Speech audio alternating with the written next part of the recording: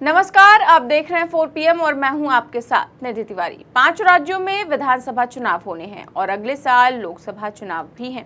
ऐसे में गोदी मीडिया के चैनल आजकल बड़े बड़े होटल्स में बड़े बड़े कॉन्क्लेव आयोजित कर रहे हैं, जिसमें तमाम नेता, मंत्री, सांसद इंटरव्यू उनके किए जा रहे हैं। इसी तरह आर भारत ने भी अपने कार्यक्रम में कल केंद्रीय मंत्री स्मृति ईरानी को बुलाया और उनका इंटरव्यू लिया अर्नब गोस्वामी ने।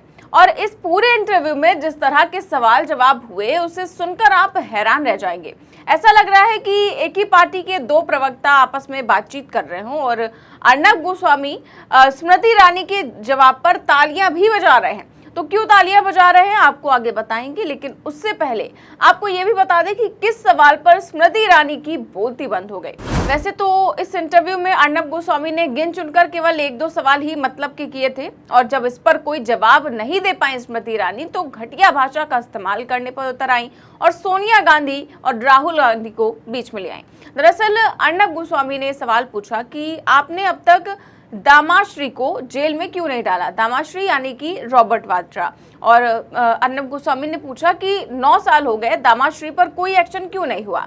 तो इस पर जो है स्मृति ईरानी को जो है वो बात घुमाने लगी और कहा कि अगर दामाद जी पहले दिन धर लिए जाते तो कहते कि पहले दिन बेचारे दामाद जी को धर लिया, अगर दामाद जी 2 दिन बाद धर लिए जाते तो कहते कि 2 दिन बाद क्यों धरा, और अब जब 4 दिन बाद भी नहीं धरे गए तो आप लोग सवाल पूछ रहे हैं, आप जैसे एंकर सवाल पूछते हैं कि दामाद जी को अब तक क्यों नहीं धरा गया। धर लेते तो कहते एजेंसी तुम्हारे हिसाब से चलती है इसीलिए धरा, और नहीं धरा होता तो कहते कि एजेंसी तुम्हारे हिसाब से चलती है, फिर भी अभी तक दामाद जी बाहर हैं। तो इस तरह की बचकानी बातें जो है वो स्मृति ईरानी करती हैं और नेशनल टीवी पर धरा गया और ये जैसे शब्दों का इस्तेमाल करती हैं। और दूसरी बात ये कि क्या किसी को परवाह करनी चाहिए कि लोग क्या बोलेंगे। अगर रॉबर्ट वाड्रा ने करप्शन किया है, कुछ भी गलत काम किया है, तो उन्हें जेल में डालना चाहिए। कोई क्या कहेगा ये सोचकर जेल में नहीं डाला, ये तो बड़ी ही अजीब बात है। अगर सबूत है तो डालिए जेल में,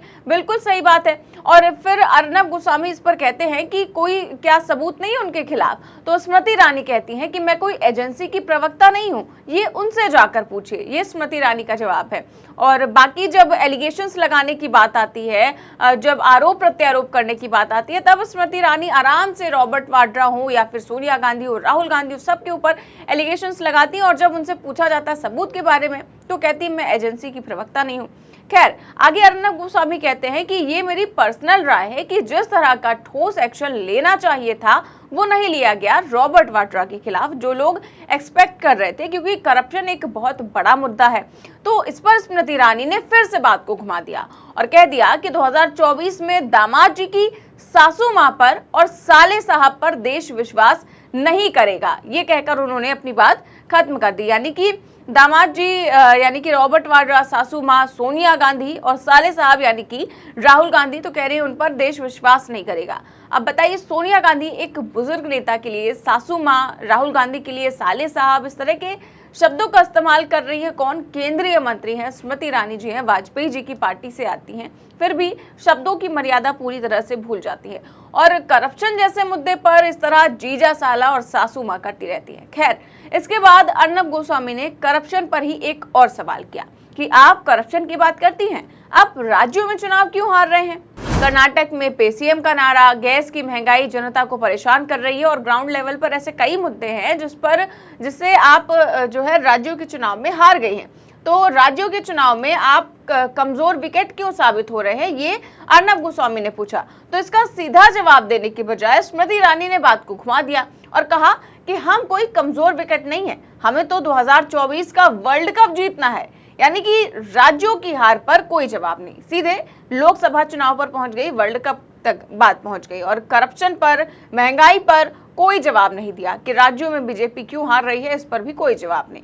और जब गैस को लेकर ऐसा बचकाना जवाब दिया कि कहा कि मोदी जी ने तो कोरोना वैक्सीन बांटने के बाद भी 600 रुपए का सिलेंडर दिया। आप बताइए कितने दिन हुए हैं अभी 600 रुपए सिलेंडर किए जाने के, वो भी मतलब केवल उज्ज्वला योजना वालों को ही 600 रुपए में मिल रहा है और इस बात को अभी 1 महीना भी नहीं बीता और स्मृति ईरानी उसे उपलब्धि बता रही है, जबकि चुनाव को देखते हुए सिलेंडर सस्ता किया गया है जिसे अभी कुछ ही दिन हुए हैं, ये सभी जानते हैं।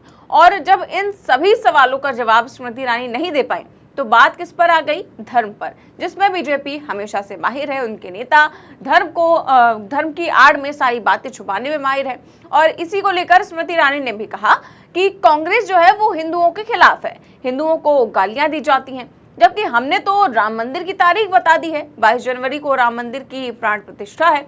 अब राहुल गांधी जो है वो हिंदू धर्म को टारगेट करते हैं और हम राम मंदिर बना रहे हैं। और जैसे ही स्मृति ईरानी ने ये बात कही तो अर्नब गोस्वामी तालियां बजाने लगे। जी हाँ, एक मंत्री के एक नेता के जवाब पर एक एंकर का तालियां बजाना दिखाता है कि किस तरह से देश को गुमराह करने की कोशिश की जा रही है। और बीजेपी और मीडिया का गठबंधन क्या प्लान कर रहा है चुनाव को लेकर, इस इंटरव्यू से आप अंदाजा लगा सकते हैं। अर्नब गोस्वामी ने ये नहीं कहा कि आपने महंगाई का जवाब नहीं दिया, करप्शन का जवाब नहीं दिया, जनता के बाकी मुद्दों का जवाब नहीं दिया, उल्टा तालियां पीटने लगे एकदम ऑडियंस की तरह।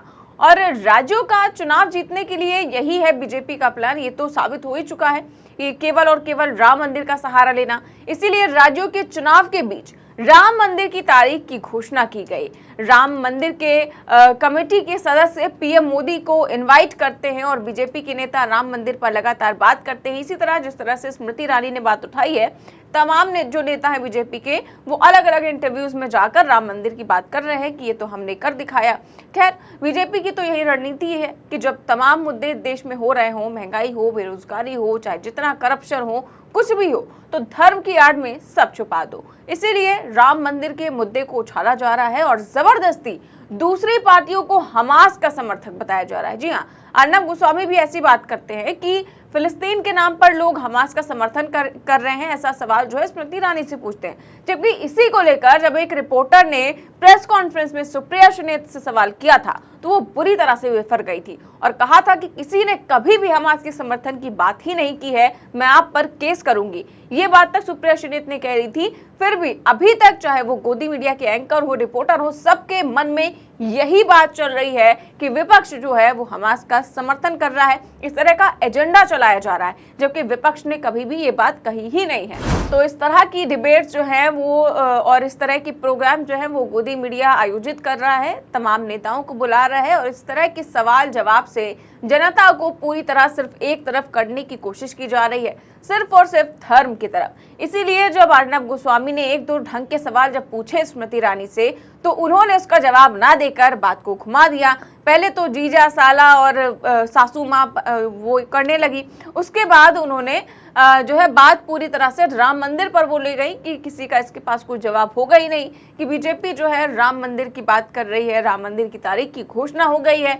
इसको लेकर स्मृति ईरानी ने पूरी तरह से बात घुमा दी। अच्छा है कि अर्नब गोस्वामी ने आगे बढ़ के कुछ और नहीं पूछा, वरना उनका हाल भी सुधीर चौधरी जैसा ही होता और शायद उन्हें भी जेल की याद दिला दी जाती। जिस तरह से सुधीर चौधरी को तिहाड़ी कहा गया था, उसी तरह अर्नब गोस्वामी भी क्योंकि जेल की हवा काट कर आ ही चुके हैं तो शायद उन्हें भी याद दिला दिया जाता। इसीलिए अर्नब गोस्वामी ने काफी सतर्कता बरती है इस इंटरव्यू को लेने में, क्योंकि स्मृति ईरानी से डील करना कोई आसान बात तो है नहीं। वो कुछ भी बोल जाती हैं जब इंटरव्यू होता है या नेशनल टीवी पर कुछ भी। फिलहाल आपकी इस खबर पर क्या राय है, इस इंटरव्यू पर और इस विश्लेषण पर आपकी क्या राय है, हमें कमेंट बॉक्स में जरूर बताएं। देश और दुनिया की तमाम बड़ी खबरें जानने के लिए देखते रहिए 4PM न्यूज नेटवर्क। नमस्कार।